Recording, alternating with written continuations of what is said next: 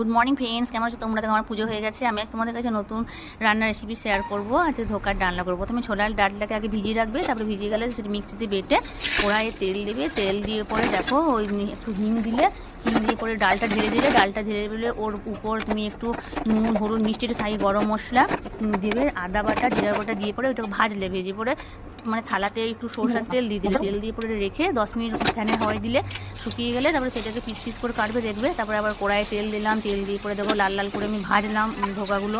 ভাজার পর আবার কড়াইয়ে তেল দিলাম, তেল দিয়ে পরে হিং, তেজপাতা, পাঁচফোড়ন সব দিলাম, মশলা দিলাম টমেটো কুচি, আদা, লঙ্কা, জিরা বাটা, ধনে বাটা, একটু গোলমরিচ বাটা, সাই গরম মশলা সব কিছু দিয়ে পরে নেড়ে চেড়ে জল ঢেলে দিলাম। তারপরে অনেকক্ষণ ধরে ফুটলো, ফুটে পরে আমি ধোকাগুলো দিয়ে দিলাম।